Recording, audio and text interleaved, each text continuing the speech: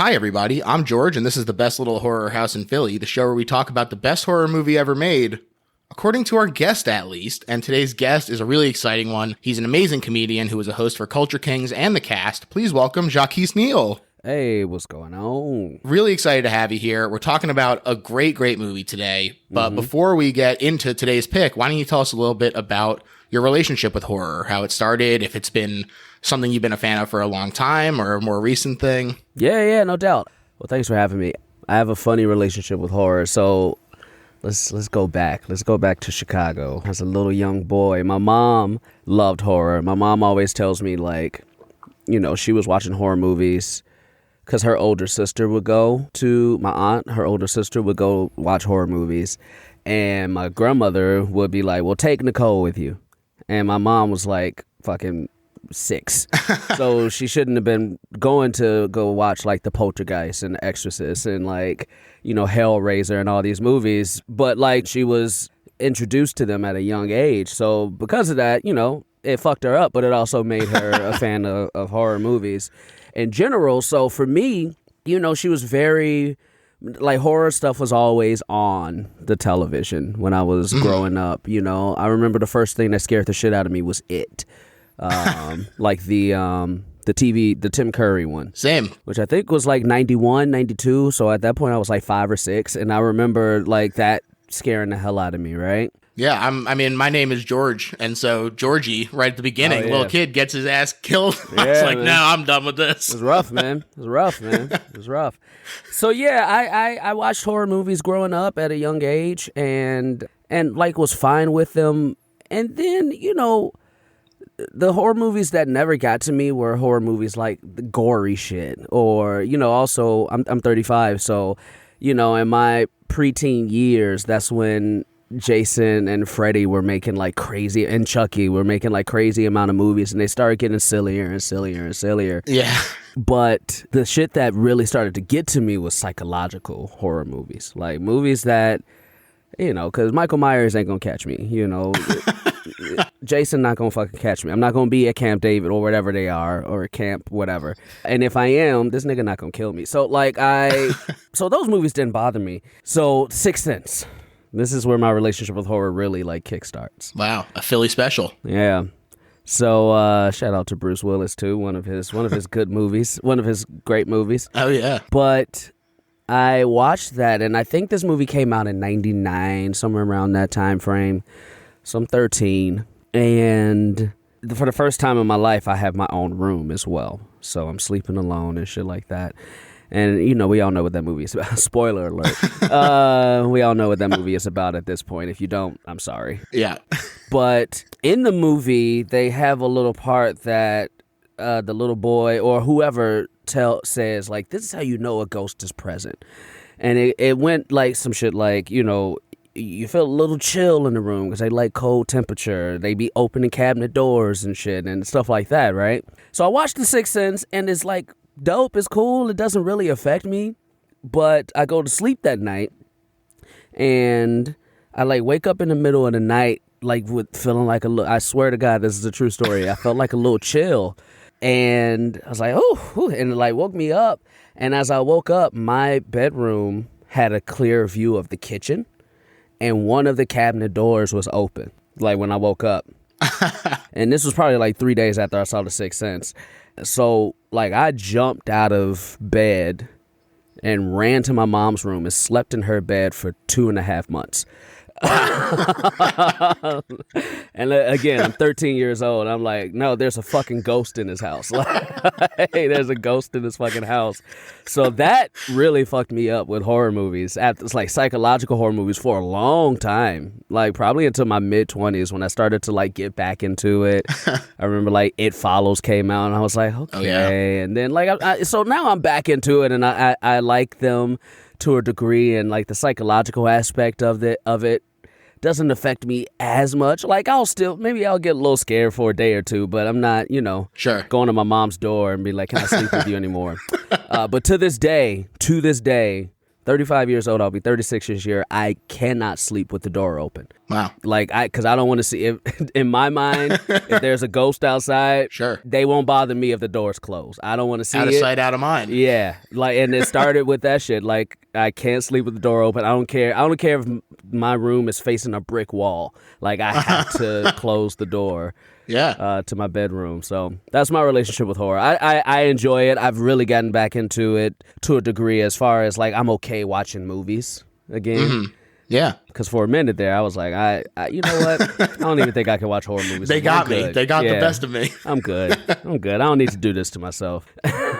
Hell yeah. Hell yeah. Well, we are talking today about the movie Us. Yep. Directed by Jordan Peele. Oh, yeah. And we have talked on this show previously about his previous directorial effort, Get Out. And part of that discussion was the way that people react to horror movies that break into the mainstream, and how a lot of people who are a little snobbish tend to go, oh, it's not horror once it reaches a certain level of prestige. Sure. And so for this movie, Jordan said, all right, we're going to lean in, and there's not going to be any doubt that this is a horror movie in people's minds. Mm-hmm. And there are plenty of evil doppelgangers in media, and it's a classic for a reason. It's very easy to sort of shake things up. You know, you're used to external threats, but there's a cool switch when it's suddenly internal and external. It's a reflection of yourself. I think it's a really cool enemy. Mm-hmm. Yeah, agreed. I think one of the cool things about Jordan Peele and himself is, like, he has a lot of things working for him. I think, like, the fact that he entered into this space and many people did not see it coming. You know, I think that helps with him maybe having, like, some legitimacy, but also, like, some people saying, like, is this horror? You know, but so because of that, I think him entering into the space that maybe because, you know, Key and Peele, he's a comedian, he's a comedy guy, and then he's entering into these horror and horror like ish films, it makes you say, all right, let's see what you're talking about, right? So it piques your interest in a really cool way, I think. But yeah, you know, like I talk about this quite a bit in every medium that I can. You know, gatekeepers are weird. Yeah. If you don't like it, that's fine. Who cares if you don't like it? But shit, if somebody was like, yo, this shit scared me, then it was horror. Yeah, absolutely. Like, it was horror. I always say it's such a flexible genre. Like, I've gotten so much grief about some of the choices that we've had on the show just because I'm like, whatever, if someone's willing to defend it as horror, pretty much I'm willing to see them on that level. Absolutely. Because why not, right? I mean, who's to... It's really funny because, you know, look, there are snobs in every genre, right? But I think horror, and you probably watch more than I do, so you can probably speak to this way better than I can. But I think horror, unlike a lot of other genres, I guess comedy is also kind of like this. But, you know, a lot of people don't give it the chance to break out of, like, their boxes. Mm-hmm. For instance, like with the comedy, if something is a comedy, even if it's a little, like Atlanta, right? Like Atlanta is a comedy that is very much breaking the norms of what people, you know, have thought comedies were in the past. But it is at its core a comedic show that has other elements to it. It has horror and that shit. I don't know if you're watching this new season, but there's some scary shit in this new season. And horror, I feel like, you know, there'll be some movies where you'll watch them and then somebody will be like, nah, man, that's not horror. It's more, I can see it's a thriller. It's maybe a thriller, but it's not horror. Like, what the fuck you mean? Yes, what does that mean? What is a thriller? It's intense, right? You're a little on the edge, you know, it's suspense. It's suspense. Like all these different words to like just say, yeah, man, that's horror. I don't want to be suspenseful. Yeah. Like, that shit is scary. I remember similar thing with when Parasite came out, and everyone was like, oh, it's a comedy, it's a drama, there's elements of horror to it, and no one knew how to pin it down. And I was like, why do you need to pin it down? You don't. Yeah. You don't. If it has elements of different genres, then like, yo, that's kudos. Kudos. Exactly. It's way more impressive that way. Yeah. And I think Jordan, like you said, his coming from a comedy background definitely helps here. He's a very funny guy. I've talked about how deft he is at leveraging the similarities of comedy and horror, that sort of building to a breaking point, you know, whether it's a punchline, a subversion that you weren't expecting, or a jump, you know, it's two sides of the same coin, basically. Yeah. And he talks about how he uses the comedy in his movies to let you catch your breath, catch up emotionally, which makes the next scare that much worse because you've already come to grips with what's happened. Yeah. I mean, that's the crazy thing about Us, too. Like, Get Out had that to a degree. And look, you know, here's a funny, I know we're not talking about Get Out, but as we lead into Us, Get Out, you know, maybe it's scarier for a certain demographic of people than other. Like, you know, like, I get that, you know, as for black people, it's like, yo, man, yeah, this shit's scary. Yeah. For white people, they could probably be like, what a good film. Just what a good film. And you know, black people are like, all right, motherfucker. Yeah, watch out. Like, you know, I remember maybe a year or two after Get Out came out, I was going to Arizona for spring training, and in the movie Get Out, there's a point where the dude who was the grandpa, but he was the black like dude cutting wood and shit, was like outside running toward Daniel Kaluuya, and like that shit was like, you know, scary, right? Yeah. And we pulled up into Arizona, and we were staying in a mansion, but it was an Airbnb, but it was a mansion that had different wings that you could rent out for the Airbnb. It was fucking weird. And it was like 1 a.m. Like we got there like 1 or 2 a.m. So it's dark, and we pull onto the gates. We pull into the space, and there's this Asian dude just running on the space, and he's running, he's sprinting, and then he like takes a turn off, and then like he goes away, and we don't see him for the rest of the fucking weekend. And I'm there with my like white girlfriend at the time, and I'm just like, yo, I don't know about this shit. I've seen this movie. I've seen this movie, man. I've seen this movie. I was tense, man. I was a little tense for that first night. I guess I was like, we don't know where this dude went. Why was he running? It's 2 a.m. Like, I'm here with a white girl. Like, this is terrible. Wow. So, yeah, that shit, it spooks you. And so I think that's one of the cool things about Jordan Peele with Get Out is that it kind of has two elements to it where if it's speaking to you, you really can understand the horror internally. And, you know, like for those who were on the opposite side of that, the appreciation is there, and the external, like, understanding of the internal fear that some people had was there. But, like, you had to externally get there. I mean, yeah, you can understand it's fucked up, but... Right. You know, I think that's part of what makes horror, I think, so great, though, is that it is such a uniquely empathetic genre. Yeah. And I think that it does such a great job of asking you to put yourself in the shoes of whoever the protagonist might be. And I think that Get Out in particular does such a really fantastic job of that. Yeah, yeah. But Us was just straight up horror to me. Oh, like, yeah. Us was like, yo, we ain't got no social... I mean, I do think there's a social commentary in Us, but obviously not to the degree that Get Out was. Us was just it's not quite as front and center. Yeah. Us was just like, yo, what if this fucked up shit was real? And so like Us was I thought was a very nice detour from what Get Out was, as far as the elements of horror that he portrayed in each film. Definitely. So he said his specific evil double influence comes from the Twilight Zone and the episode Mirror Image specifically. Yeah. The Twilight Zone is something I watched a lot of with my dad. That episode is a very fun one. From the very first season, there's an evil double in a bus station. Ooh. Yeah, yeah. How dare you take a bus? What? Yeah. The location underground came from Jordan himself taking the train home as a teenager. Yeah. And there was a scary underpass that he imagined seeing his other self coming for him in, which, sure, that's scary as hell. Yeah, that is scary. Yeah, so, like, you know, even the way the movie starts off, where... You know, like there's the thing, like deja vu, right? Like we all have our different ideas of what deja vu is, maybe. But my idea of deja vu, and I came up with this when I was very high, but it stuck, and I believe it, is like there is almost like a parallel multi-universe where like the shit you are experiencing deja vu happened to your other self, like on another planet in another universe, right? I believe that shit. I think that's true. So watching the way even Us starts off, where like all their doppelgangers are fucked up versions of them who like don't know how to actually be human. It's like the visceral, carnal side of like these people, right? And and you know, they call them the tethers, right? And like, are you pulling from, you know, you're tethered? Are you is your tethered like not real, or are you pulling some of your evil energy? Are we inherently good, or is your inherently evil part underground? And all these things, I thought like the questions us asked of us were really interesting and really dope and fucked up. Yeah. Most importantly, fucked up. Fucked up. Yeah.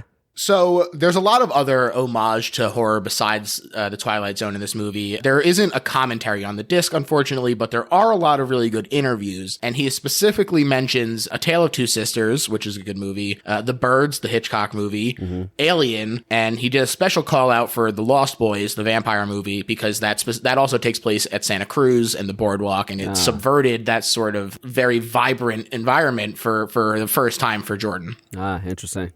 Ain't it messed up too how things that are generally supposed to bring us joy can be easily manipulated for horror, like like merry-go-rounds and boardwalks and piers, and they ruin it forever. Yeah, like, you know, it's just supposed to be childlike. That's because childs are inherently fucking scary too. That's true. They're stupid and dumb and like, you know, just scary. Just get like a child in itself is scary, right? Oh yeah. But yeah, it's very. I think that's really dope that even something like, the Santa Cruz Boardwalk inspired me to tell this horror film. Yeah, it's really cool. He also said that he was going for a Night of the Living Dead sort of movie where it's discussing race without being textually about race in the way that Get Out is, like you said. Yeah, you know, look, as a black dude, I watched Us, and I didn't necessarily personally like get the race element to it. I don't know if that's because Get Out was so in my face. You know, I also know that you know, like white people or non people of color generally watch these films and be like, oh yes, I see it.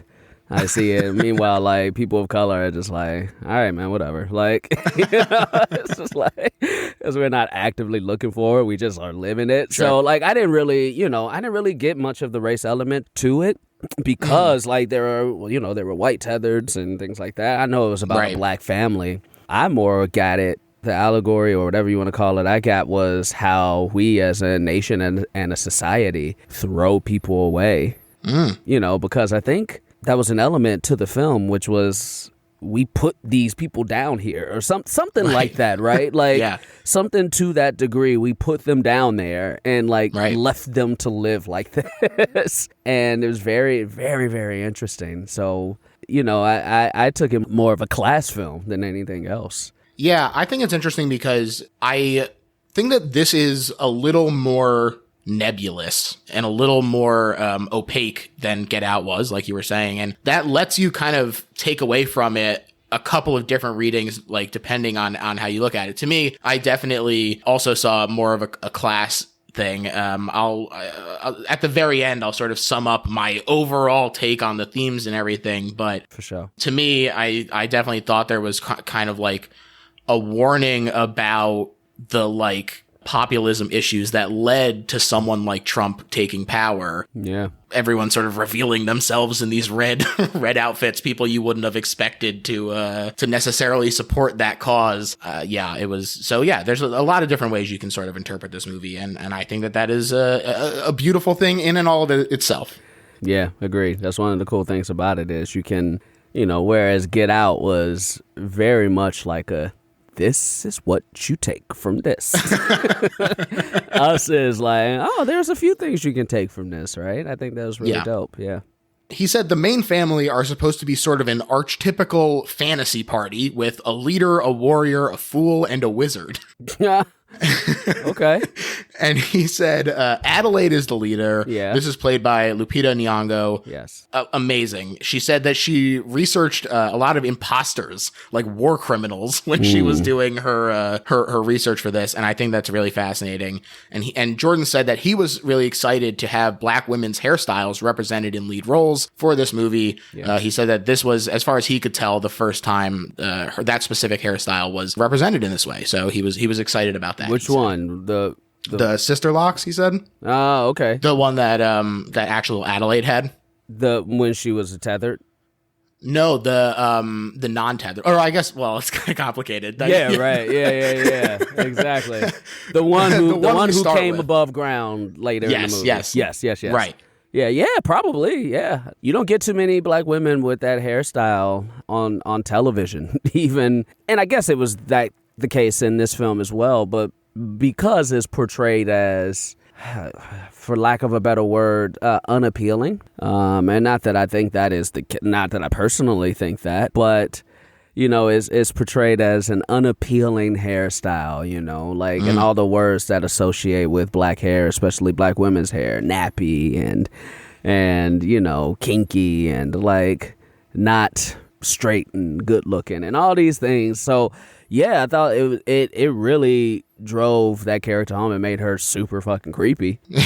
Just her whole look was very well done, and I thought it was really dope to have that look be front and center of the film. I mean, it's an incredibly difficult role for her because not only does she have to constantly be switching back between the two looks, but she also has a difficult voice differentiation. Yeah. She said that she was taking keys from spasmodic dysphonia, which is a vocal spasm condition, and worked with an ear, nose, and throat doctor, a vocal therapist, and a dialect coach to make sure that she could do it safely, but also to create a relatability that would play into the discomfort of the ending where you're like, oh, I thought I was rooting for the good person, but maybe I wasn't the whole time. No. Yeah. Yeah, it's cool and complicated and just a really sweet ending. I like it a lot. Oh, the ending fucked me up, man. The ending was because you watch that whole movie. And like Us, here's another reason I really, really fucking love Us and why I really think is a top echelon of horror film.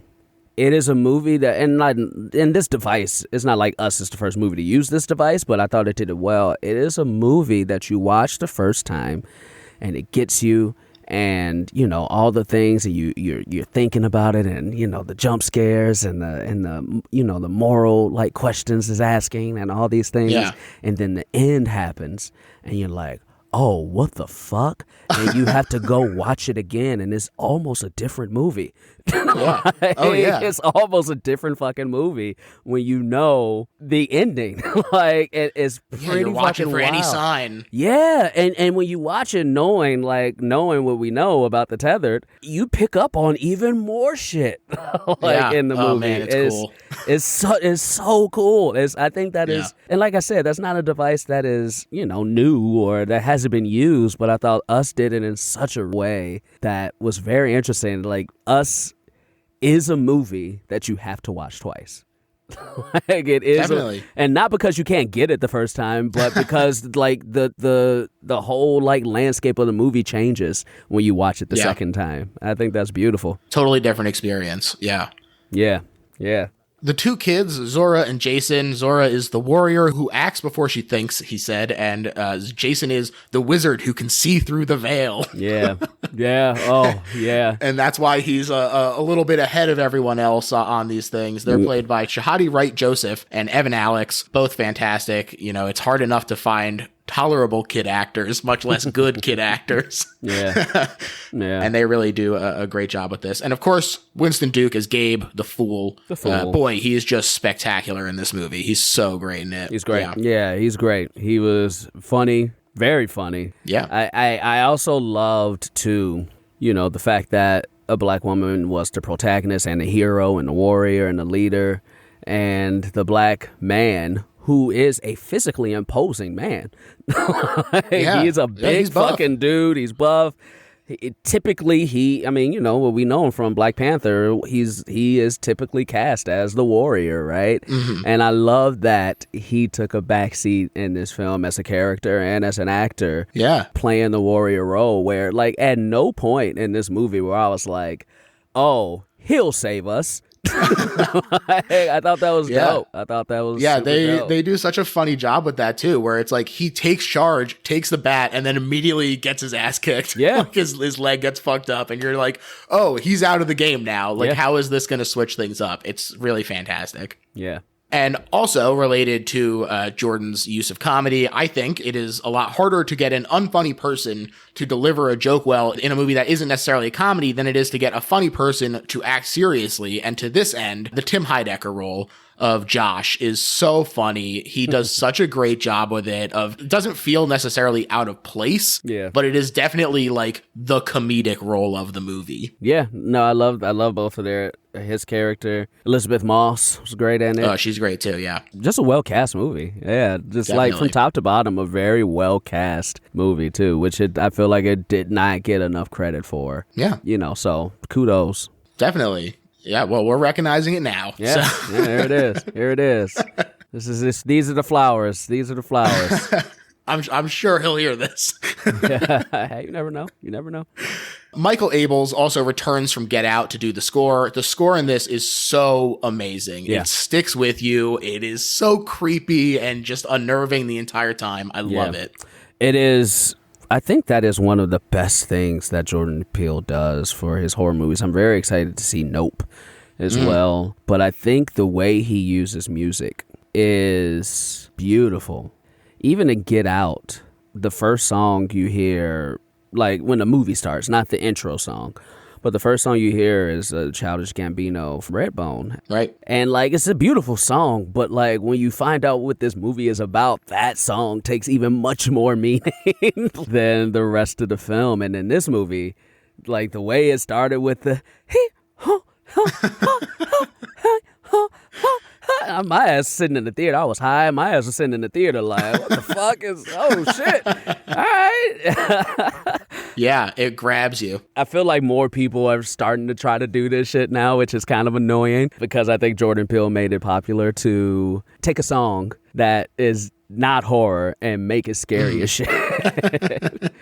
Yeah, I agree. You know, the I Got Five moment in this movie is so fantastic. It was rightfully in the trailer, but you know, it definitely does feel like everyone sees it be used so well, and then they go, "Oh, well, now I got to do that too." Yeah, and it's sort of you go, "Well, he already did it so well. Why do you got to do it too?" Yeah, you got to do it too, man. Do your own thing. They also said it was super challenging to shoot because not only are they shooting out of order, but they have to then bank the dominating character in the scenes because they have to react appropriately because they're shooting, everybody's playing two roles. They said that it was just really difficult to sort of remember what you did previously in order to shoot the reverse. But Lupita also said that Jordan is really good at doing the voice of the tethered. And so instead of having to watch playback, she could stay focused and he would just sit there with the God mic and be like, I'm doing your voice. Here I am. Yeah, I love that. You know, that's it. You know, you talked about some of the doppelganger type movies, and I think one of the reasons why, again, this movie is the crust of horror films, like the best part of horror films, is because damn near everybody in this movie had to do two roles. Yeah, like everybody, everybody in this movie had to play two different characters. Yeah. Not just a couple people, not just the lead. Every single fucking actor who was prominent in this film played two characters. And it's such a dope thing. Like, even the two twin sisters, when they had their shining moment. And it's so cool, man. Like, I can't think of a movie where I've ever seen, like, in any genre, where I've ever seen the whole cast play a different cast. Yeah. No, it's done so incredibly well. Yeah. And yeah, usually it's like a spotlight thing where they're like, oh, you got to see this amazing performance where one person is doing two roles. Like, you know, Nick Cage in Adaptation. It's a great performance, but imagine if also Meryl Streep like had to do it. And yeah, it just makes this so much more impressive that not only is everyone killing it for one role, but then differentiating the second role enough to also make that a quality performance too. Yeah. It's really special. And obviously, as soon as you start bringing evil twins into the mix, you got to start talking about duality. That's a big part of the theme of this movie. Yeah. There's references to Michael Jackson with the single glove and the Thriller shirt, who Jordan described as the patron saint of duality. And it's even in play in the names, though. All of the family names are also first names because you have the Wilsons, the Tylers, and the Thomas family. And even the kid playing Jason, his name is Evan Alex. So presumably they cast him just because he fits into it like that. Fits into the theme. Yeah, that's funny. That's funny. And Jordan said, everything in this movie was deliberate. That is one thing I can guarantee you, unless you didn't like something, and that was a complete accident. No, you could tell everything was deliberate, man. Every aspect of this movie was deliberate, and you could really tell that, which I think is even down to, like, if you listen to, like, the baseball game that's in the background. I forgot there was, I wish I didn't think about this until this moment, but there was something about that baseball game that I read that even, like, fit with the theme of the movie, right? Like, everything was deliberate. Yeah. I'm gonna try to look it up while we're talking, and if I find it, I'll let you know. But, like, yeah, it's really dope. I mean, look, again, that's not a lot of shit is deliberate in a lot of films. Especially horror, I'm sure. But it is a remarkable attention to detail because it's so prevalent. A lot of people, they say, oh, I really had a keen eye for it. And it's like a few things here and there. In this, there are homages and references and thematic elements that are truly peppered throughout the entirety of the movie in a way that I think is not accomplished by as many people who are just like, oh, I put more detail into it. Yeah. Agreed. I did, like I said, I'll sort of sum up my thoughts on the theme at the very end, but I did want to prime people with a couple of quotes here at the beginning. Okay. First is Jeremiah 11:11, which is a Bible verse that's referenced a few times that says, "Thus saith the Lord, I will bring on them a disaster they cannot escape. Although they cry out to me, I will not listen to them." And this was a warning to Jerusalem, whose worship of false idols had brought the wrath of the Lord down on them. So crazy. That's the context of that Bible quote. Well, look, this is perfect because you brought up that quote, which is Jeremiah 11:11. The baseball game that I told you about, the baseball game is tied at 11-11. Oh, shit. And one team is Minnesota. Minnesota's team name is the Twins. Everything in this movie was deliberate, dude. Like, everything in this movie was deliberate. It's so fucking cool. That's so fucking cool, man. Yeah, that's rad. Like, that's one that I wouldn't notice. And I was literally, like, keeping an eye out for like, references to 11:11. Yeah. You go back over and over again, and you're just constantly picking up new stuff. It's really fantastic in that way. Yeah. The second quote is from Jordan himself, who says, "One of the central themes in Us is that I think we can do a good job collectively of ignoring the ramifications of privilege. I think it's the idea that we feel like we deserve what comes, at the expense of someone else's freedom or joy. The biggest disservice that we can do as a faction with a collective privilege, like the United States, is to presume that we deserve it, and it isn't luck that has us born where we're born. For us to have our privilege, someone suffers. That's where the tethered connection, I think, resonates the most, is that those who suffer and those who prosper are two sides of the same coin. You can never forget that. We need to fight for the less fortunate." So there you go. Beautiful. Yeah. Class. Yeah. That's the whole class argument right there. Yep. And as the movie neared release, the anticipation grew feverish. It was rated R for language, violence, and terror, which made me laugh. Mission accomplished for your horror movie if terror is right in the rating. Yeah. And so folks were abuzz. And initially, it was projected to make 35 to 40 million on its budget of 20 million. But by the time it actually arrived, they were like, oh man, we should bump up this prediction to 45 to 50 million. And then it still blew that out of the water with 71 million. Beautiful. The best ever opening for a horror movie not based on existing IP. And it is the second best opening for a live action original movie ever, with Avatar only beating it by $6 million. Wow. Beautiful. Yeah, that's crazy. Flowers, man. Deserves his flowers. Yeah. Absolutely. And, a lot of that is the hype of Get Out, which I think is a beautiful thing, which I think, like Christopher Nolan has talked about this, and a lot of filmmakers have talked about this, where the movie that they want to make, they can't make first because it won't, just the hype around it won't be as high. And so you make your masterpiece, right? And then you can make your next masterpiece, which is the masterpiece you've been wanting to make. It just so happens that Jordan Peele's first movie was his masterpiece. Yeah. So he could go right into his Inception. Whereas, Christopher Nolan had to put out a few movies and put out Batman, and then he could make his Inception, Yeah. I'm sitting here working my way through Memento, trying to get there. Yeah. But yeah, ultimately it grossed $255 million worldwide. So huge success, incredible, well-deserved. Huge. Positive reception critically, too, with a lot of people responding well to the out-and-out scares of Us as a nice evolution from Get Out. Just a smashing success all around. Can't deny it. Can't deny it, man. Can't deny it. As far as success goes, and I'm not one to care too much about awards. I care more about awards when it comes to black and brown performers because, I think we get shut out of those categories a lot more, and it's getting a little better as I get older, but historically, we've been shut out of those categories. I thought Lupita deserved a lot more praise for her performance than she got on the award circuit, too. Because like you said, like we both said, everybody's playing two roles, but she played both roles beautifully. Yeah. Especially Adelaide. Yeah. Like throughout that movie, the way she devolved back to her tether was so beautifully understated and beautifully done. Where by the end of the movie, you see it. Oh, yeah. Like you see it, especially when you watch it the second time, right? Yep. I thought it was one of her better roles I've ever seen her in, Of course, the Oscar she did one was for being a slave, but I thought this is a really great example of how horror, for instance, kind of like comedy, does not get the flowers it deserves when it comes to prestige performances and things like that, even though, Lupita can, do everything Daniel Day-Lewis can do, but I want to see Daniel Day-Lewis do this shit.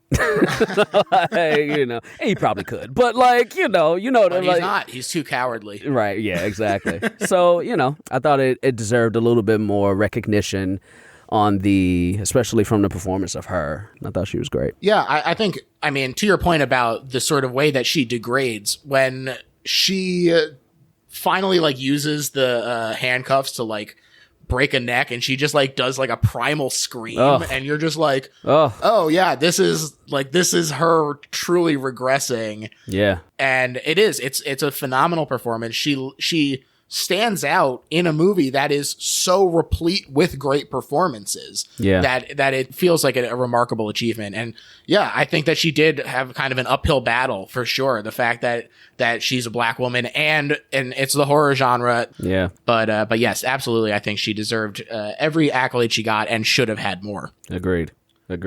As far as the actual movie, let's get into that. Let's do it. Starts off with the sound of crashing waves as the following text fades in. There are thousands of miles of tunnels underneath the continental United States, abandoned subway systems, unused service routes, and deserted mine shafts. Many have no known purpose at all. And this final sentence takes an extra few seconds to hang out and kind of reinforce that class disparity being incongruous with the American dream as a purpose, because the gulf between the haves and the have-nots continues to expand, which means that it just feels more and more ridiculous to even hold on to this American dream as a dream. And so when you don't have that, what becomes then the purpose? Yeah. A lot of references here as the actual image comes into play, and all of them sort of actually have something to say about the movie. The man with two brains is obviously duality. So is Tuesday Night. Chud stands for cannibalistic humanoid underground dwellers. The Goonies is a mean family chasing the main group. Nightmare on Elm Street is linked through surrealism, the glove, and the burned up face of Pluto. And The Right Stuff is about the development of the U.S. space program, surely as representative of American idealism as anything else that I can think of. And the TV is promoting Hands Across America in 1986. 6 million people will tether themselves together across 4,000 miles to fight hunger somehow. Yeah. Which, is so funny because that meant nothing until the last 2 minutes of the movie. Yeah. And you got it. Yeah. You got it. You got it. You got why that was important because... I don't want to jump ahead, but that's one of the last things this child saw. Oh, yeah. Yeah, crazy. It's so great. It's such a great thing to latch onto. Jordan also discussed in the interviews, he says that he agrees that it is sort of like a beautiful symbol, but also it's really one of those things that's more about the illusion of making change and about absolving guilt as opposed to actually doing anything to fight hunger or whatever. Yeah. So I agreed wholeheartedly. Yeah. Yeah. The commercial ends and we see a little girl in the reflection of the TV. I'm not sure if anyone's made this observation, but in my opinion, the TV is a bit of a black mirror. Mm-hmm. I don't know if anyone's noticed that. That's interesting. I mean, she's looking at herself, which is exactly what she's gonna do like throughout this film. Yeah. And her family is at the Santa Cruz boardwalk for her birthday, which is A, something else she saw on TV.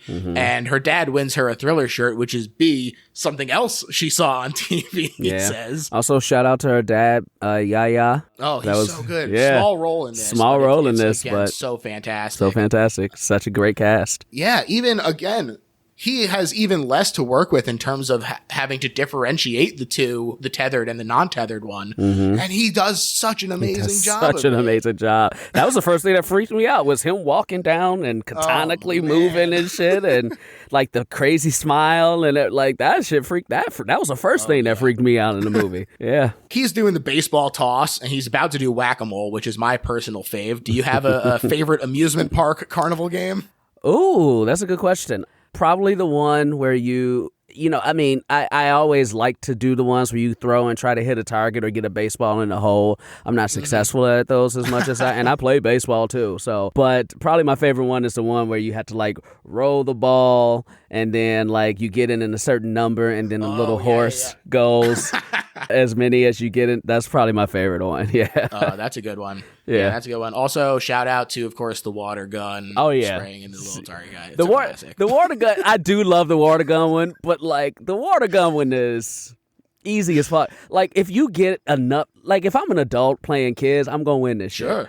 Oh, yeah. Hey, good. Fuck those kids. Yeah, I can see where my hole is.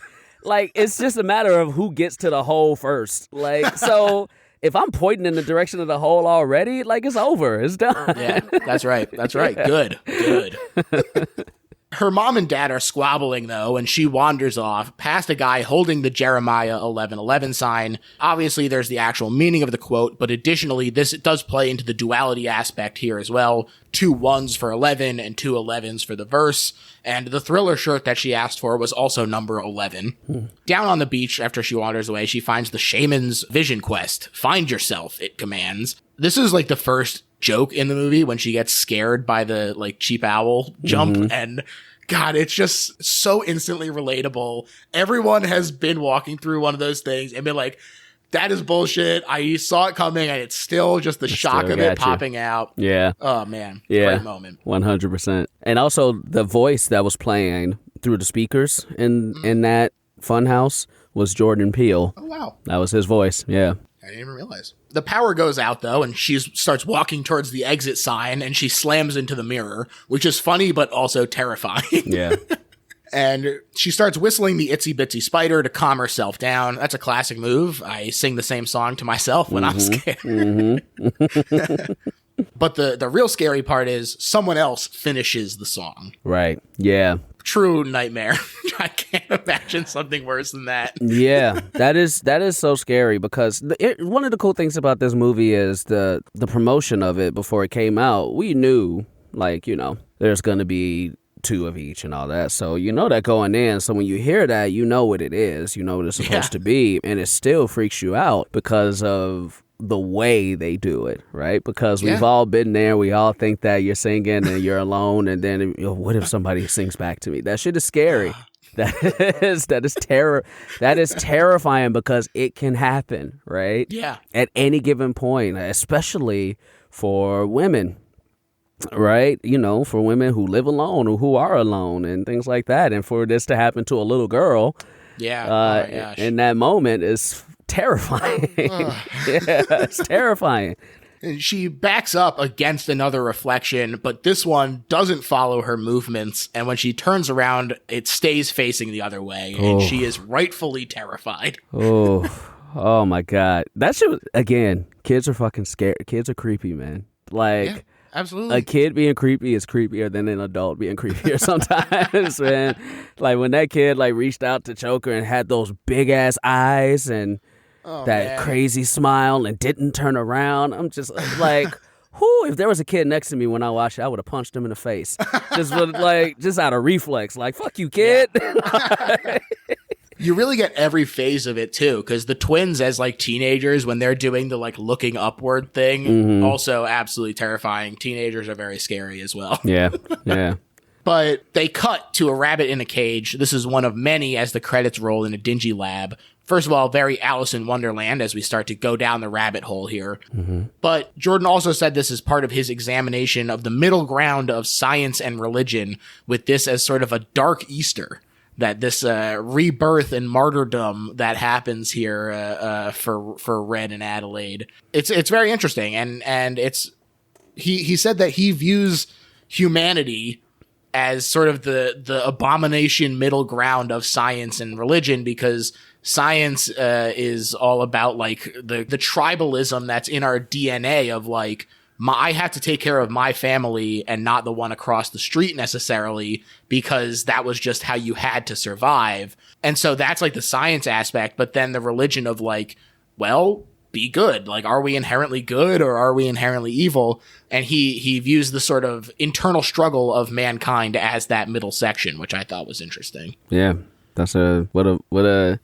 Sometimes I just wish I was as smart as these people, and I know everybody says that to everybody they look up to, especially in entertainment. But this motherfucker is smart, man. That's crazy. That's crazy to be like, I'm just gonna pop this out as like a rabbit symbol. Yeah, that shit is great, man. That shit is great. It also works really well as a counter to the sort of Shining-esque swoop through the greenery that follows it. I think it's a really cool sort of balance. Yeah. And we meet our lovely family driving to their beach house. The song that's playing is also talking about duality and being a walking contradiction. But it's a very cute scene. You know, Gabe is doing classic dorky dad stuff. Zora is trying to convince them to let her quit track and field and also drive. Jason is wearing a Jaws shirt and playing with a magic trick that's supposed to like make a spark or something. I'm not even quite sure what that thing is supposed to do. Yeah, I don't know. Whatever it is a bad trick. It'll be a bad trick. You setting that kid up for failure already. Yeah.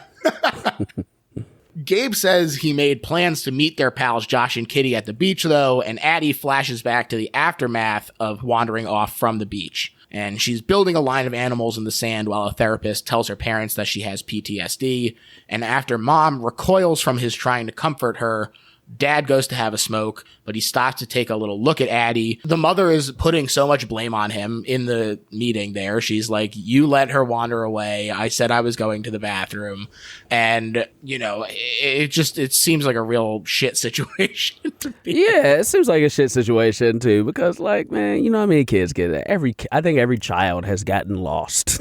Like, even if just for a couple minutes, man, like every kid has gotten lost. Yeah. Like, not all of them get abducted by this dude this dude didn't know his kid was abducted. Like, leave this dude alone, man. Like, this shit happens, bro. He ain't know that wasn't his daughter. Right. His daughter was fine. Like, shit, she was down below. I mean, she wasn't fine, but she was probably talking and shit. She rallied them motherfuckers down. Addie says she doesn't want to go to Santa Cruz, but Gabe sulks and he guilt trips her playfully. And so she finally agrees, but she says, we got to leave by dark. Yeah. And there's some more family stuff.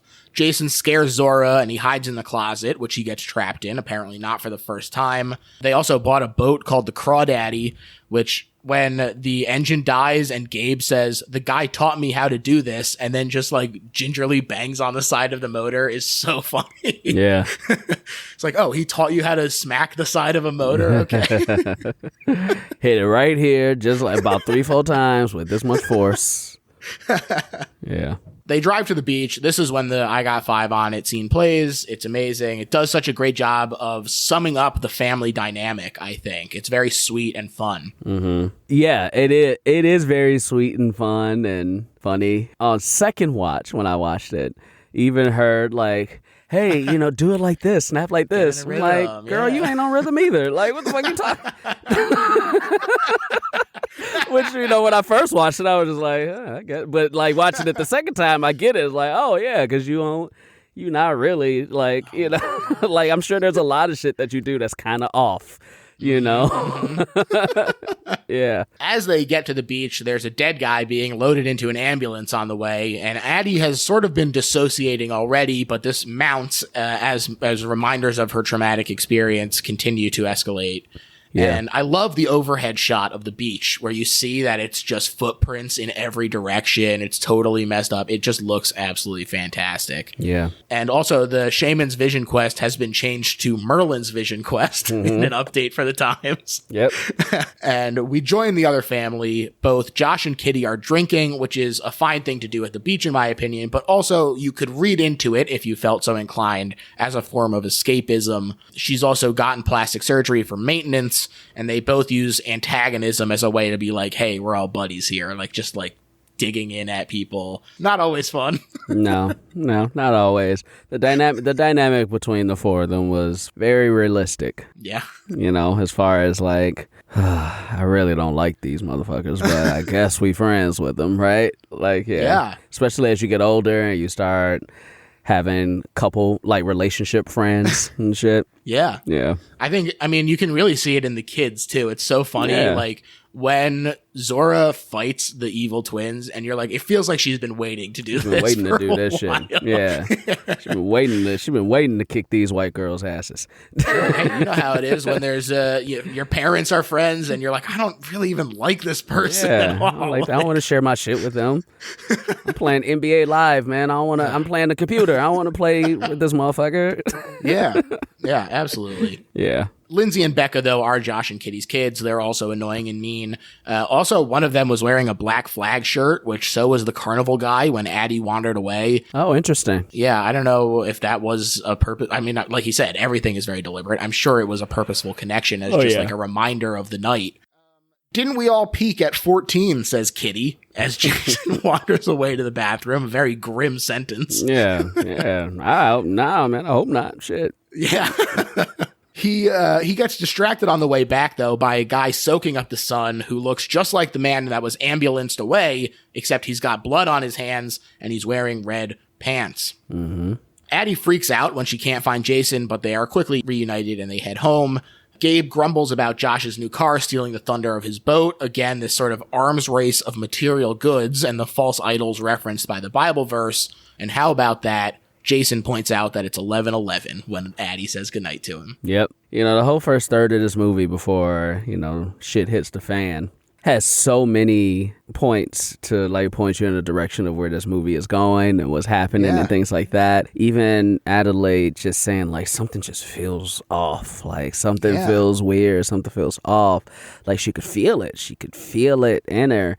I think one of the great things about this movie is, again, this is jumping to the end kind of with the reveal, but you know, how she just kind of forgot. Yeah. She just forgot. Block it out. I don't want to think about that shit. Yeah. And it really makes you ask the question, you know, between the tethered and the real people, or the people up above, whatever you want to call them, do you forget, or is it just like it becomes not a part of you anymore, right? Right. I don't know. I don't. It's a very interesting question that I haven't even answered for myself. Like as I've watched the movie and thought about it and things like that, and I don't think you have to have an answer, to be honest. Right. But yeah, like that whole first third of the movie was pretty great.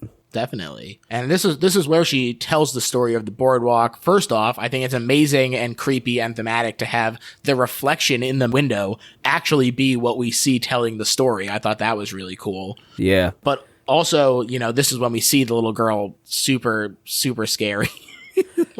When she reaches out for her and chokes her. And yeah, she says she feels like this little girl is coming for her and the coincidences have been piling up, and the lights go out and she lets out a little yelp. That's really funny. Yeah. It's just a great scene. Yeah, it's a great scene. Yeah, she felt, like you said, she felt the little girl was coming for her because she was. Was, girl. She was on her way. That's right. But yeah, she's right there. And, you know, we knew it was coming, too. Which is why I thought the first third of the movie was so lighthearted. I mean, it had his jumps and it had his, you know, the shit. It was setting up the story, obviously. Sure. But it also had like a nice little lightheartedness too, and I thought Winston Duke did a great job with that being that lighthearted part of the movie that we needed. So when the shit hit the fan, it was even more of a gut punch. Yeah, definitely. And they both get scared by Jason, who says, "There's a family in our driveway," to which Gabe retorts, "There is not a family in our driveway," which leads to a very funny editing joke as they hard cut to the family in the driveway. Yeah. Yeah. Which is one of the things that I love about the way they were also like lined up was they were lined up like those little like bumper stickers or stickers that goes in the back of like cars of like the family of four.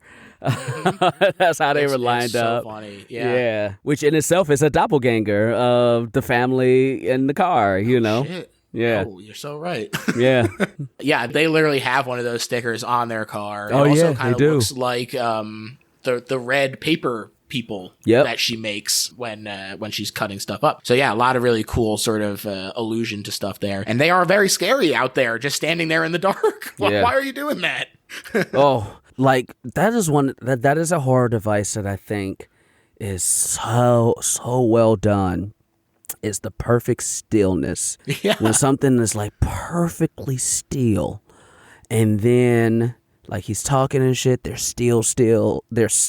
They are remaining still, and when she like signals them, they all go off in like such a quick, deliberate, fast way, and it's just like, oh shit, like it really fucks you up. It's really scary, and it's such a like planned perfectly, clearly, because it was one little click, and they all go in their different directions. Yeah. The boogie mom is standing there, and boogie dad strides towards the door, and everyone's like sort of bunkers down, but it doesn't really matter because they gain entrance pretty quickly through one fashion or another. The dad kind of Michael Myers is in the door, and they all quickly realize that this is their mirror image, that each one of them is reflected in the other family. Yeah. Is one of my favorite things is when something happens in the trailer and it still hits in the movie. Because when Jason was just like, it's us. like that was in the trailer. But like it's still yeah, exactly. It has to be, right? But in the movie, it still fucking hit. Like when he said it, he was just like, God damn, it is y'all. Like it still hit really well, which I think is really dope. Yeah. The mom is also the leader of their family. She's bearing a set of gold scissors, which again is more duality imagery with that. It's got the two opposite facing holes at the top, but of course a scissor is designed to split things in two. That's its very purpose. Mm-hmm. And when it's not doing that, it is one. Yeah, exactly. They all sit across from each other in the living room, and the mirror mom begins speaking in a raspy voice, distorted from disuse, and she explains that everyone has a shadow, a tethered person whose life reflects the other. So when Addie married Gabe, Red married Abraham. It didn't matter that they weren't in love because he was tethered to her prince. And Abraham, of course, the name plays into the big emancipating patriarch in Judeo-Christian religion. So yeah. We also get Umbre, who was a little monster born laughing. This friggin', she's so scary. Joker mode over here. Yeah, she was scary, man. She was probably the most scary one. Because she was fast. Yeah, and constant smiling. Constant and she's fast as hell. Yeah, and just creepy. She was a monster. Yeah. Pluto was born to love fire, and Red had to take him out via C-section, which I'm going to say it sounds like a bad time. Yeah. You know, like all the shit she had to go through. Yeah, I'll come back up and try to kick your ass too, man. I'd be mad, bro. Who could deny it? Who could deny it? I'd be mad as fuck, man. I'd be down there the whole time plotting. That's the thing, man. That's one of the beautiful things of the movie is like it completely like flips who you root for in a way, right? But you still root for Adelaide, like even upon second watch, but it's kind of like there is no antagonist in this movie. Right. Absolutely. Yeah. Even when you're like examining that, you also have to be like, well, did she deserve to be like down in the tunnels? No. Well, exactly. No. You fucking stole her life. Exactly. But then, do all them deserve to be down there? No. Exactly. It's Yeah. And she says she hated the girl for so long, but then realized it was a test from God. And what are you people? Asks Gabe. And we're Americans, says Red. Oh, man. What a great line. So good. What a great line. Addie handcuffs herself to the table at Red's demand, and Abraham steals Gabe's glasses, which I thought was a funny moment. Yeah, because it's like, oh, I can see now. Yeah. And he drags him outside. Zora makes a break for it, but Umbre is hot on her heels, and Jason and Pluto go off to play together, and Red says, "Don't burn our house down," and then probably does the worst laugh of all time. Truly terrifying. Yeah. Inside the closet, Pluto unveils his burned face, and he and Jason do like a mirror game kind of thing. And it's interesting because Jordan talks about this seeing through the veil that makes Jason the whiz or whatever, the wizard. And he says that this sort of reflects that seeing through the veil, that this is a more intimate synchronicity, he says, that they're doing here, and his understanding of sort of the situation they're in. Well, yeah, I think that was the moment where he realized, like, oh, this isn't just a mirror game. He is doing what I'm doing. Right, compelled. He is compelled to do what I do. Like, he could feel it, you know? He could feel it, and, you know, just beautiful imagery. And, like, I'm an actor, and I'm a performer. I want people listening to this to realize how hard that is. Because, you know, this isn't any shock, but they weren't in a scene together. So, like, so to do that in that mirror way, like that, and this is a child. That kid had to mimic himself at different points of the day, and probably not even on the same day. Right, right. As an actor, and now like, he's wearing masks and stuff. Wearing masks, like... and he has to mimic that perfectly for them to edit together. Oh man, that is extremely difficult to do as an actor, especially when you have to keep doing it and repeating it and things like that. And then like it has to be perfect, because if you don't get it perfect on the shoot day, the edit ain't gonna look as good. Right, right. It's really so just like kudos to the performance there, and you know throughout the whole movie. Absolutely. Zora gets trapped near a car, but gets saved by a guy who's pissed that Umbre is standing on his car, and he distracts her by getting stabbed. Yeah. Yeah. Yeah. I mean, you know, look, he was right. Get the fuck off my car. He just didn't know. He just didn't know, you know. Like I said, man, nobody's wrong in this movie. When his tethered showed up, he was probably like, well, that was easy. Yeah, his tether just like, it just clicked from him like, well, I guess I'll go hold hands up. He had nothing to do. Yep. Jason and Gabe both get the leg up on their opposite, although Gabe more so than Jason, since Pluto just gets briefly locked in the closet while Abe gets brutally motorboat propellered to death. Yeah. And Red tells Addie about how they've been planning this untethering, but Pluto's cries at being locked in the closet forces Red to stop shoving Addie's face through the glass table momentarily. This is another moment that really just looks fantastic. Of course, there's another reflection here that looks like someone breaking through kind of another dimension, like the Doubles in the Twilight Zone episode that he's referencing. It's just a really beautiful shot. It looks fantastic. I will say one thing about this movie, and I haven't said yet. It's a really beautifully shot film. Definitely. Even to the point of Adelaide costume getting redder and redder throughout the film. You know, like she's very clean and upkept in the beginning, and by the end, she's almost wearing a red jumpsuit, just like Red, where, you know, through blood and shit. So I think like it was just a really beautifully made film as well, which you don't get a lot in horror. I mean, maybe you do. Let me not say that. But like in the horrors that I've seen, you don't get that as much. Sure. As you do. It's not always the priority. It's not always the priority. How is this movie going to look?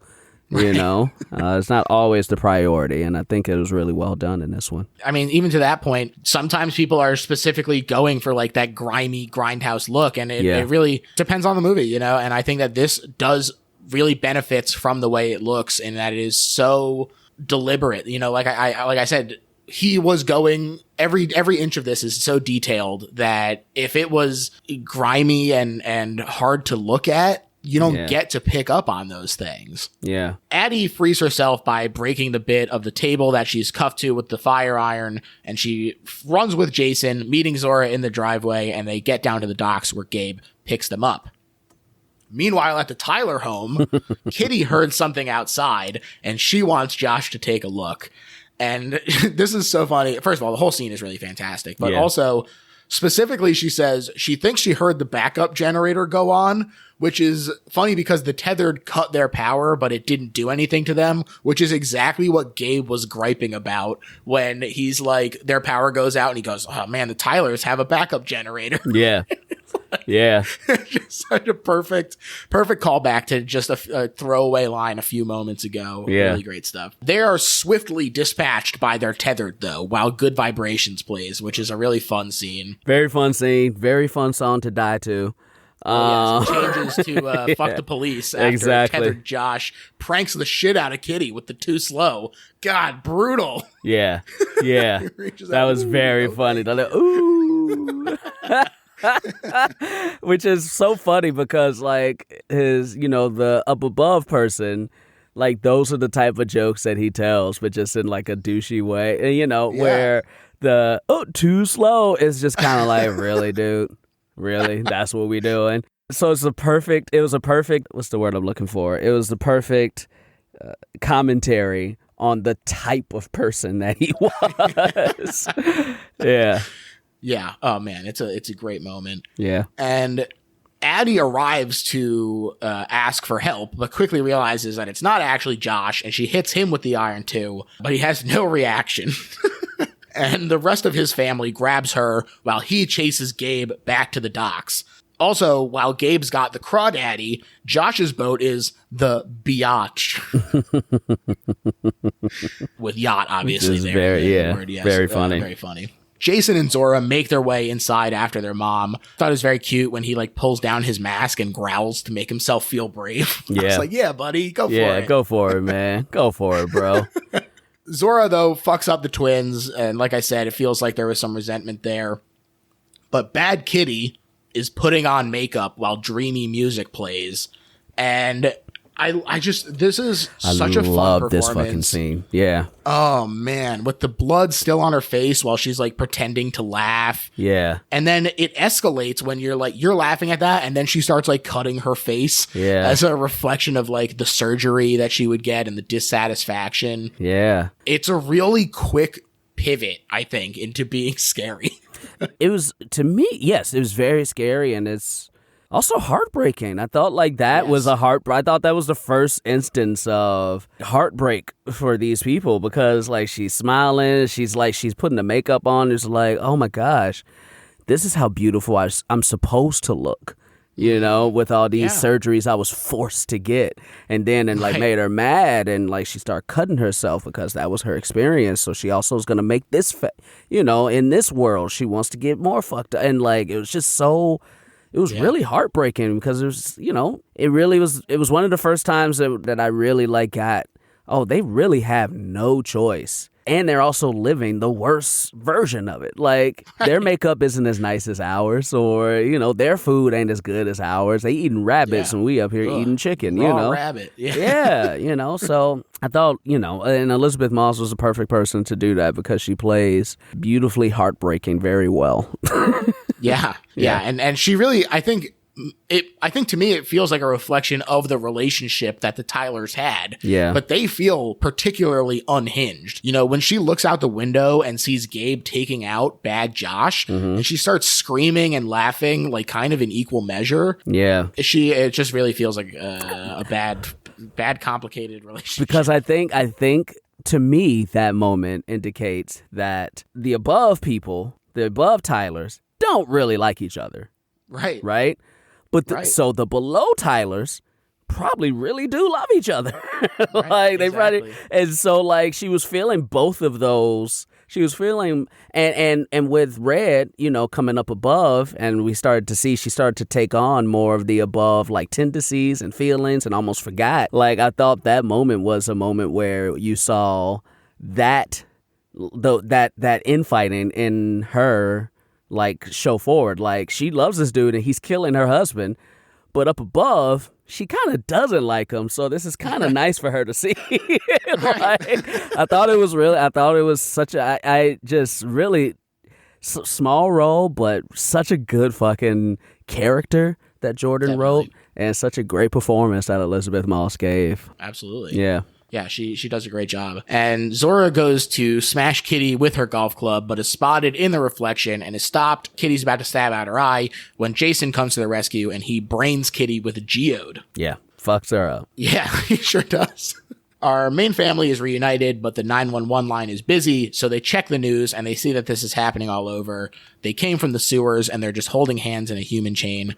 It's so funny when it's revealed that they're just watching TV gathered around one of the bodies of the twins when it like zooms out a little bit and reveals that. And she's just like slumped in the coffee table.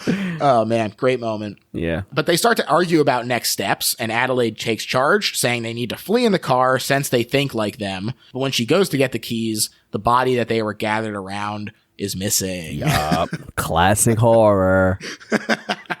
Then she attacks Adelaide, who stabs her with one of her own scissors, just as Jason walks in and sees. And again, this sort of plays into the ending where all of these moments where like he sees her be scary and vicious, like you're like, is this her undergroundness, tetheredness coming out? Does he know this? Like it's just these breadcrumbs that mean so much more afterward. Yeah. This is also another nice moment to breathe as they argue about who has the highest kill count. But then this gets interrupted when the headlights reveal Umbre is back. She attacks them in the car, and Zora throws her with the car. But Adelaide knows you can't just assume she's dead. Very smart. Yeah. Always gotta check. Yeah. Adelaide. This moment reminded me of Halloween H2O, Halloween 20, when at the end of that movie when Michael Myers is stuck between the tree and the car and shit, and Jamie Lee Curtis is like, "Now I got to make sure," and chops his fucking head off. Yeah, even though he came back like a year later, but like he reaches out. Like this little part gave that vibes to me. It was much more well done in Us than it was in Halloween 2000. Controversial opinion. Yeah. But yeah, she does find Umbre twisted and broken in a tree, and they really linger on it. Again, I think sort of to let you sort of feel the heartbreak where it's like, well, she's compelled to do this. Like she doesn't really have a ton of options. She's had a horrible life up to this point, and the smile finally like fades from her face as she's just laying there in the tree. It's a really intense moment. I also think for Adelaide too, and maybe this is just me, but this is a moment where this is her daughter. Yeah. That's her daughter up there, right? Right. And it may be the tethered daughter, but it's still her daughter's face. It's still her daughter. And as we find out, it's also, she tethered just like you. You know, like, right. You know, so like I thought there was a lot of heaviness in that moment where Adelaide, you know, really felt for Umbre. And I thought that was a really cute, just 5-second mother-daughter connection that has so many layers onto it. Yeah. Yeah. They drive through the night to the Santa Cruz beach, and they find their car aflame with Pluto in front of it. It was a trap, and he's going to blow up the car. So Jason uses their tetheredness to back Pluto up into the fire. And again, this is playing into that religion stuff that Jordan was talking about as far as like the Dark Easter. He is in a crucifixion pose as he backs up, and he's martyred for Red's cause because the backing up leads Jason right to her hiding spot so that she can abduct him. And there's a real like coldness there that is interesting, that she's willing to sacrifice Pluto in order to get this revenge. Clearly she knew what would happen if she like, was ready for Jason to back up and be within grabbing position. Yeah, I think the reason for that is almost the opposite of what I just said about Adelaide. She don't give a fuck about these kids. Right. Like, you know, these ain't her kids. She didn't choose to have these kids. She didn't choose to marry, you know, her husband. Like, this was all forced upon her. She didn't choose this life. So to her, like, these people are just a means, even though it came out of her body, like she's very detached from emotional connection with these people because she's not one of them. Right. Like, you know? I think that's so interesting too, because ostensibly the people who came from above are supposed to be like the good ones. Right. And for her to have spoiler alert, we're getting there. So I'm just going to talk about it. She starts off as the little girl from above, and for her to be so much more callous and unfeeling when she goes below, there is a little bit of this like nature versus nurture argument happening here, where it's like, is it just being raised in this awful environment that makes them the evil version, instead of like, if everyone was up above, maybe there would just be twins and there would be no evil good. Maybe. But here's the thing. The rest of them ain't like sacrificing each other. And like, we saw Elizabeth Moss' character, the tethered part of her kind of be sad. Are they the better people? Yeah. Like be sad that her husband was getting murdered. And the two twins, they were fine with each other, So like, I think, the fact that she was from above, that was her nature, but her nurture has left her devoid of the emotional connection to to the tether that like the other tethered probably had for each other. Definitely. Yeah. So interesting, man. So great. Definitely. Yeah. It's really fascinating. And not only watching it multiple times, but it really is the kind of movie that you just like sit with and think about. Yeah. Yeah. Agreed. Now, it looks amazing as Adelaide just like wanders around looking for Jason, and there's just bodies everywhere. This is a really like upsetting moment. It's very much like The Birds, the Alfred Hitchcock movie, where, it's daylight. And so that's kind of atypical for them to draw horror from, but to just have corpses lying everywhere is really scary. Yeah. And she sees the line of people in red stretching out into the ocean. And she enters the forest. And that same damn owl pops out and she smashes it. Very, very funny callback. Yeah. Very funny callback, especially since that owl didn't scare her. Oh my God, you're right. Movie. She just like, fuck you. It scared us, but she doesn't remember that owl. Yeah. Wow, I didn't even think about that. You're so right. Yeah.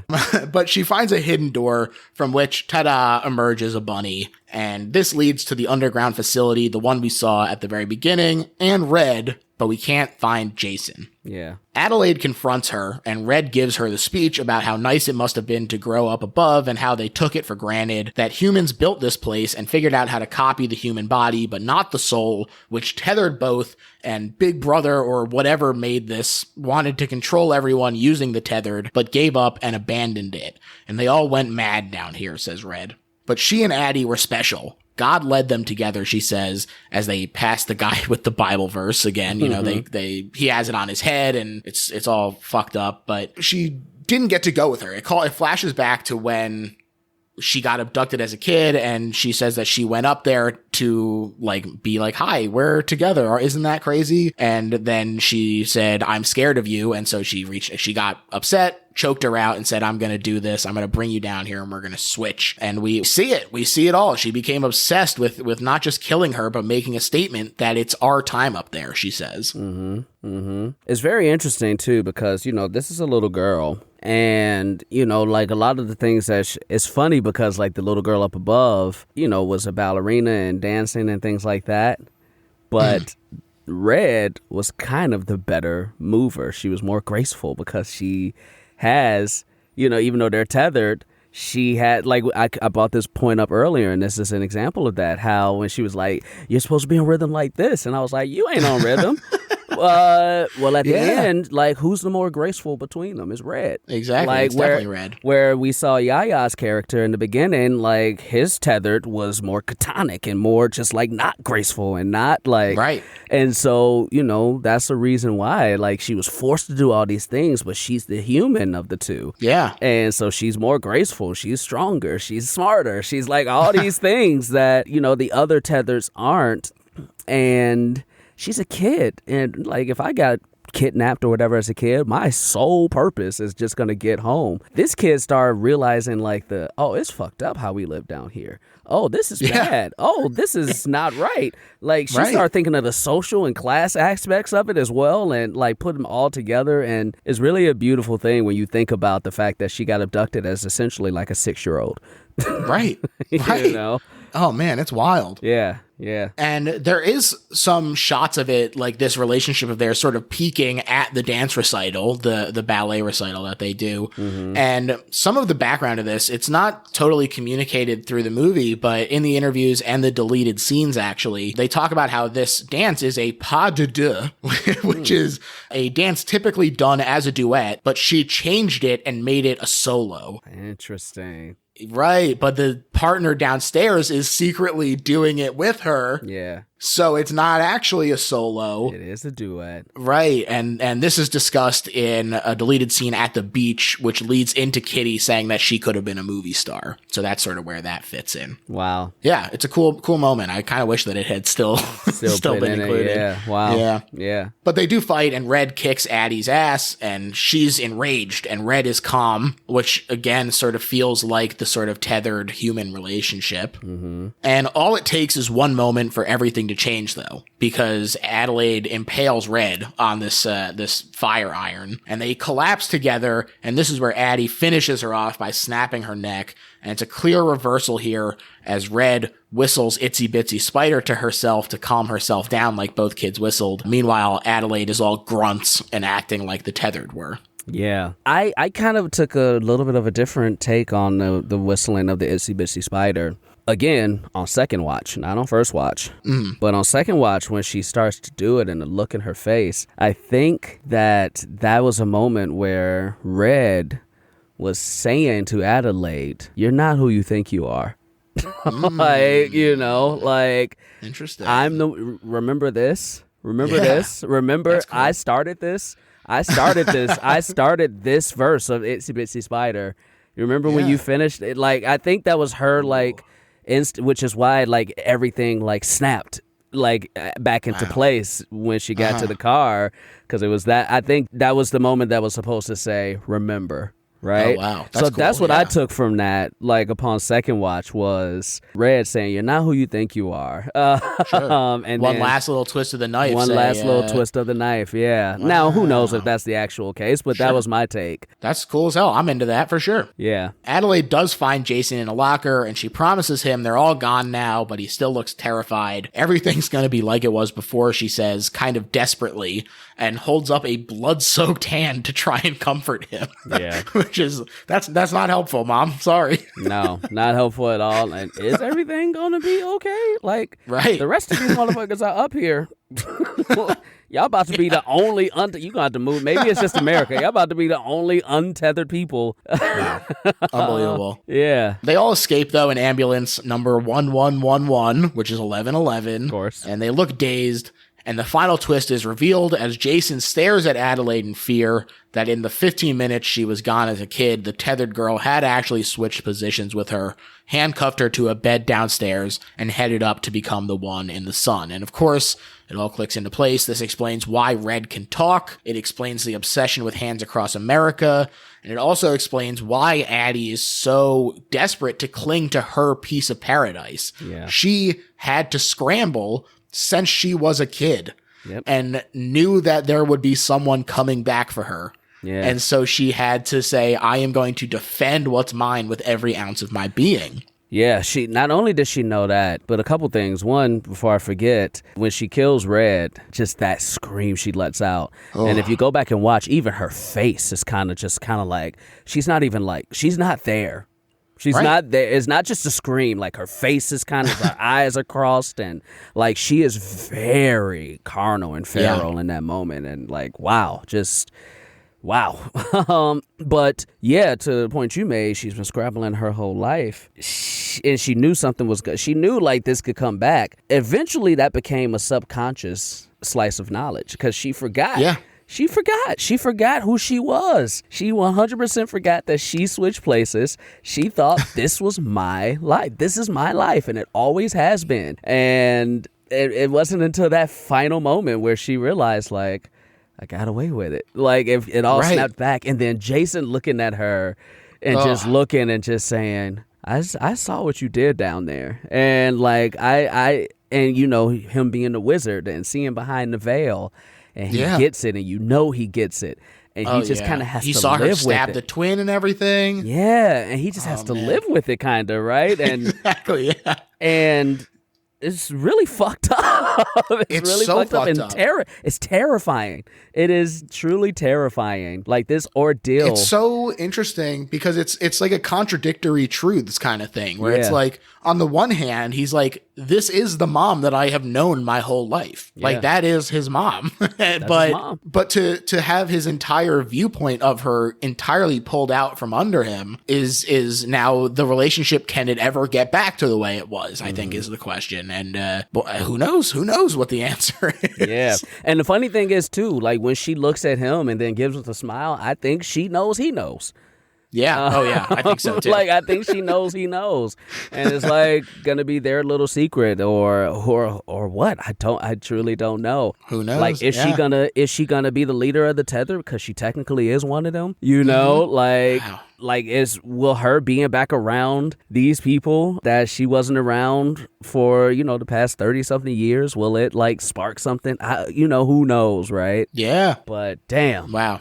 Damn. Just a great movie, man. Just truly, when you add everything up to it, and when you think of like a horror movie and how it's supposed to scare you, like was there a whole bunch of screaming and crazy big ass jump scares and things like that? No, but like the basis of the movie and the things that it was asking us and the things that it was telling us and just the story of it is terrifying. Absolutely. Terrifying. Yeah.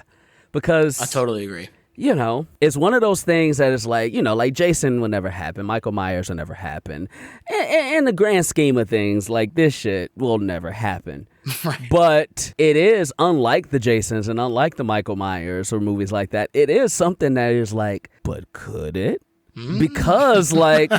You know how much shit our country or our government doesn't tell us, or like so much. It plays off of that. It played off of that. Like it plays off of that. You don't know everything you think you know, and like, which is funny because we all know that. We know we don't know everything, right? So even though like something like this couldn't happen, when you really get down to the nitty gritty of like. But if it was to happen, this could be the fucked up version of that. Oh, yeah. And it makes it even more terrifying. Absolutely, it does. And it just closes out with the reversal of before where we looked at the greenery, but now there is a chain of the tethered stretching across the country. Like I said, it might be a pointless gesture, but it also does kind of make you say, oh, they have the numbers to really be scary. Of course. With Minnie Riperton playing behind it. Just, oh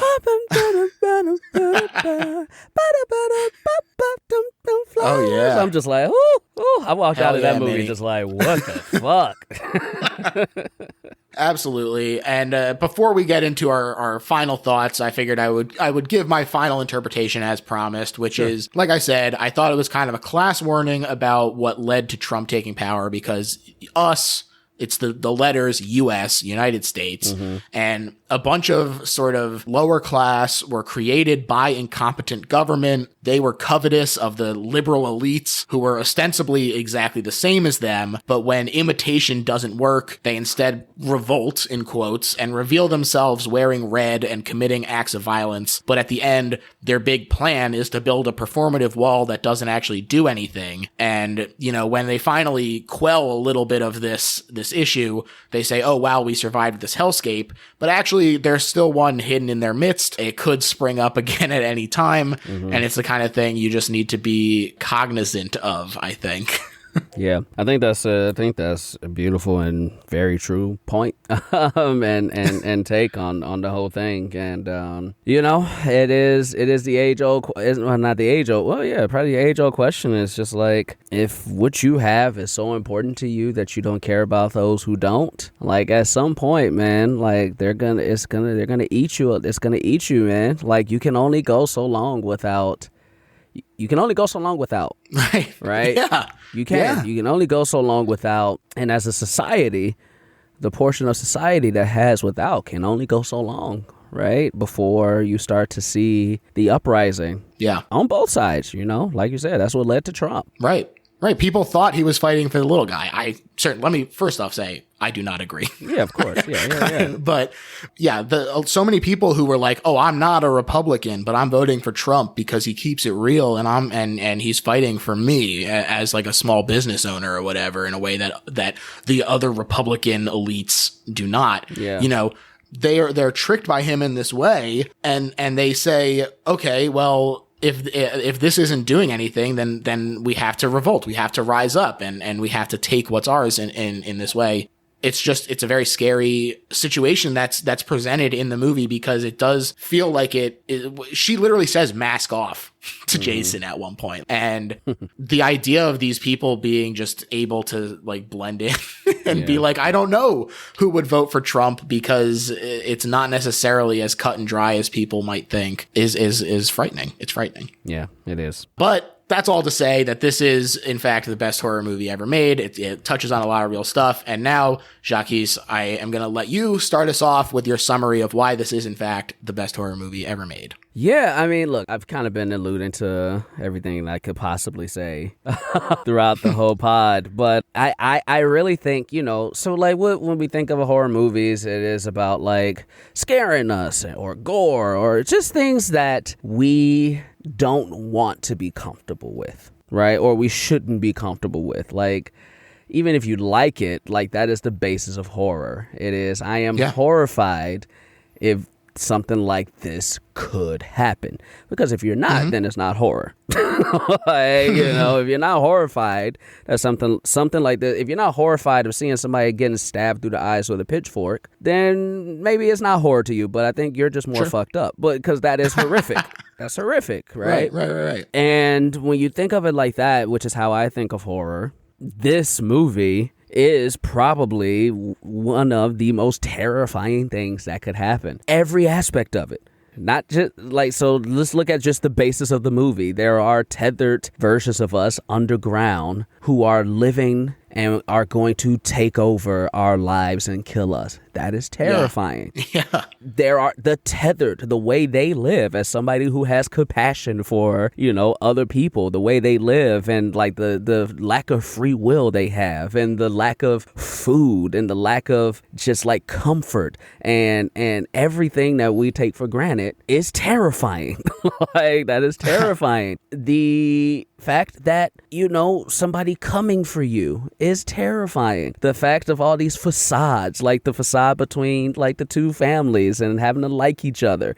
Like, I hate that shit. We hate that shit. Like, it's crazy. Nobody wants to do that. You just have to, because that's what society has told us we have to live, right? Yeah. And so that's terrifying. And then even get into the part of Adelaide and Red, and like the fact that like they switched, and like this person who knows what it's like to be up above. None of them knows what it's like to be up above. She does. Her life was taken from her.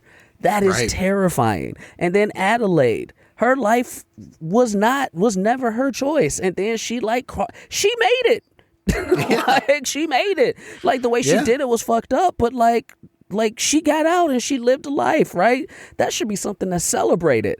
But the fact that it's not is terrifying. Like, everything about this movie to me was terrifying in a way that if you're faced with it, it would likely be the worst day of your life. Like, it would, like, every portion of the movie. Like, I watched The Shining.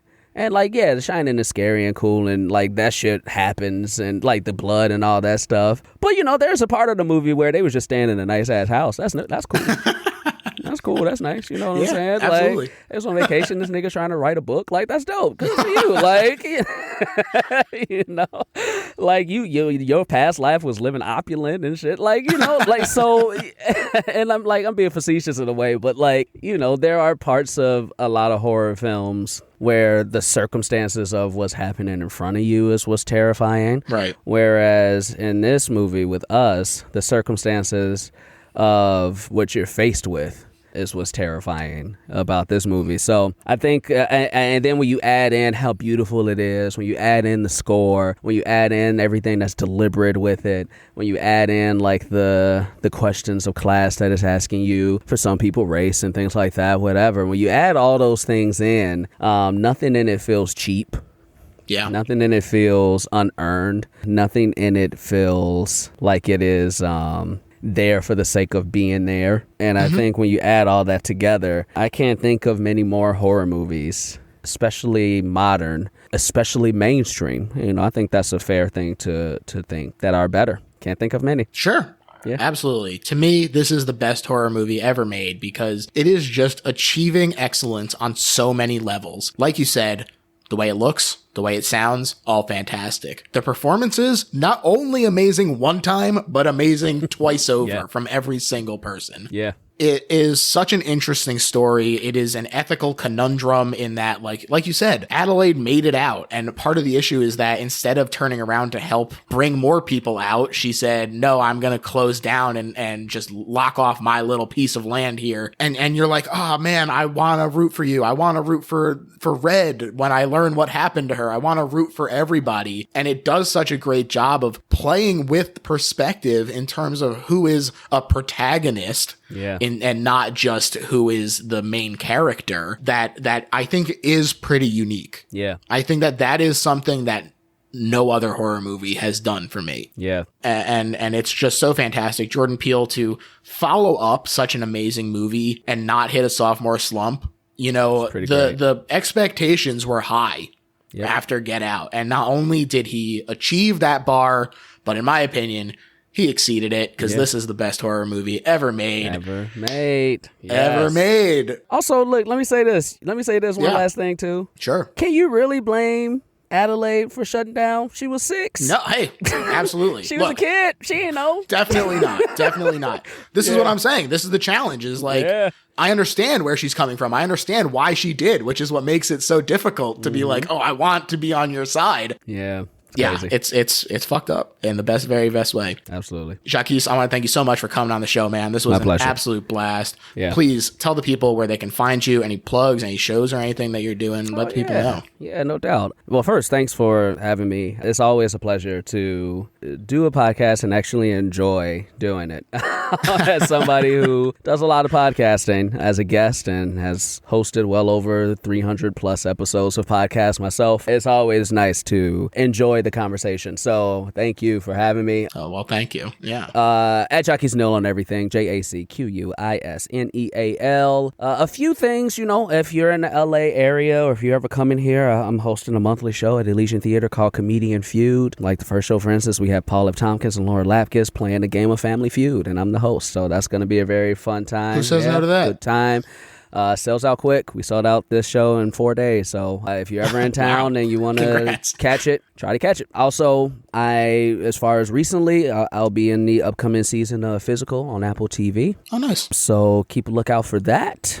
And a lot of voiceover work. You may hear my voice pop up here and there. Too much to say. I'm recording the Disney Plus show right now that I can't talk much about. But in 2 years, you'll hear it all. There you go. So, yeah, be on the lookout. But, yeah, thanks for having me, man. Awesome. Yeah, definitely check out his work. It's all incredible. And I will look forward to whatever the new shows are. As far as my plugs, you can find me on Twitter at LittleHorrorPHL. That username applies pretty much everywhere, including the Patreon, where you can find bonus episodes for just a couple $2 a month. We do all kinds of stuff that doesn't necessarily fit smack dab into horror necessarily. We did like EC Comics, which is like where Tales from the Crypt came from. We do spotlights on stuff like that. Branson Reese just came on to talk about the top 13 animated horror shorts from between 1929 and 1953. So truly all over the place. And you can find all that on patreon.com/littlehorrorphl. And that's it. Thanks a lot. Bye.